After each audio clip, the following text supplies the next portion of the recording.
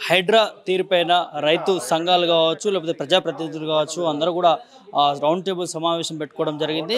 మరి అడిగి తెలుసుకుందాం అసలు ఏంటి హైడ్రా మీద ఎందుకు మరి రౌండ్ టేబుల్ సమావేశం పెట్టుకోవాల్సి వచ్చింది? మరి ఇక్కడ పేదల ఇళ్ళ లక్ష్యంగా మరి కాంగ్రెస్ ప్రభుత్వం కూల్చివేస్తామని చెప్పి కూడా చెప్తున్న సందర్భం కొంతమంది రైతు సంఘ నేతలతో మాట్లాడి తెలుసుకుందాం. సార్ ఎట్లా చూస్తారు ఇవాళ మెయిన్ ఏదైతే ప్రోగ్రామింగ్ ఉందో ఇవాళ పేదల ఇళ్లను కూల్చడానికి అవసరం ఏమొచ్చింది కాంగ్రెస్ ప్రభుత్వానికి? బుల్డోజర్ కావచ్చు, ఇవన్నీ కూడా దూసుకు వెళ్తున్న అంశం చూస్తా ఉన్నా, ఏం చెప్తారు? ప్రధానంగా హైడ్రా పేరు మీద పర్యావరణ రక్షణ, ఎఫ్టీఎల్ రక్షణ, చెరువుల రక్షణ ఇవన్నీ కూడా మాటలు చెప్పారు కాబట్టి అంతవరకు పరిమితం అయితే ఇబ్బంది లేదు.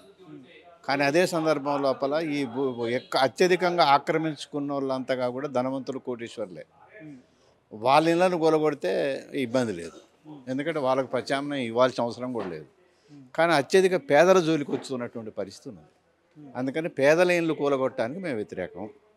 కాబట్టి వాళ్ళకి మేమనేది ఒకటే డిమాండు, హైదరాబాద్ పట్టణం లోపల మీరు అనుకునే దానికి ఆటంకంగా ఉన్నటువంటి పర్యావరణానికి, ఎఫ్టీఏలకు, నాలాలకు ఎవరైతే అడ్డం ఉన్నారని చెప్పేసినారో అవన్నీ ఇళ్ళు సర్వే చేయండి. ఫస్ట్ సర్వే చేసి వాటినన్నిటిని తేల్చి గవర్నమెంటు స్థలం లోపల ఇల్లు కట్టండి.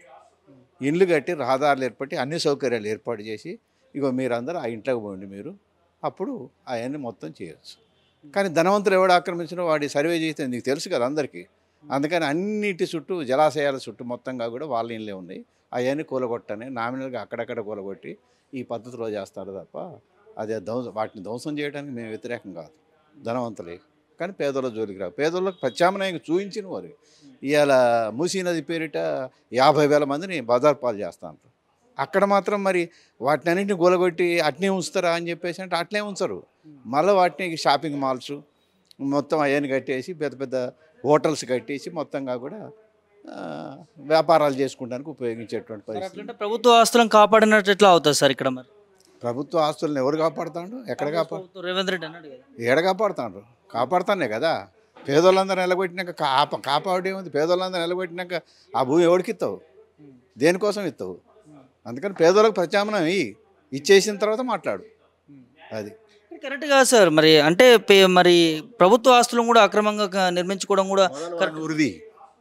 ఎవడైతే ముందు సర్టిఫికేట్ ఇచ్చిండో, ఎవడైతే ఇళ్ళ పట్టాలు ఇచ్చిండ్రో, ఎవడైతే ఇంటి బిల్లు తీసుకున్నాడో, కరెంటు బిల్లు తీసుకున్నాడో వాళ్ళందరినీ శిక్షించు ఫస్ట్.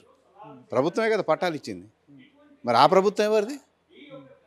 అందుకని చేసిన తప్పు మీ తప్పుని ఎట్లా సరిదిద్దుకోవాలంటే పేదలకు ప్రత్యామ్నాయం చూసి సరిదిద్దుకో, అంతే తప్ప ఈ నీతి వాక్యాలు వద్దు. ఎట్లా చూస్తే హైడ్రా తీరుని కావచ్చు, రేవంత్ రెడ్డి తీసుకొచ్చినటువంటి అంశాలు కావచ్చు, రేవంత్ రెడ్డి కాదు, ఎల్లయ్య కాదు, పుల్లయ్య కాదు, ఎవరైనా కూడా హైడ్రా పేరు మీద ఒకటి తీసుకొచ్చి పర్యావరణాన్ని రక్షిస్తామన్నారు. ఆ పర్యావరణాన్ని ధనవంతులు ఆక్రమిస్తే తీసేయి, పేదోళ్ళు ఆక్రమిస్తే ప్రత్యామ్నాయం చూపించు, అంతే. ఇంతకు మించింది ఏమి లేదుగా. పేదోనికి ప్రత్యామ్నాయం చూపించి అది తీసేయి. అది ఇప్పటివరకు ఎట్లా చూస్తున్నారు హైడ్రా అంటే? ఇప్పటివరకు చూసిన వాటికి చూస్తే కూడా ఎక్కువ పేదల ఇళ్ళను కూల్చేసిన అంశం చూస్తాం. అవును, పేదలే కూల్చేసారు, ధనవంతులే తక్కువ ఉన్నాయి. ఇప్పుడు ఉదాహరణకు చెప్పాలని చెప్పి మహబూబ్నగర్ లోపల 25 మంది గుడ్డోళ్ళు ఇల్లు కూడా కొడతావే, ఏదో నాలాకాడడం వచ్చిందని. అదే రకంగా రామ్నగర్లో చిన్నది నాలాకాడకి గింత బిల్డింగ్ కూడా 200 మంది పోలీసు వాళ్ళు రావాలన్నా.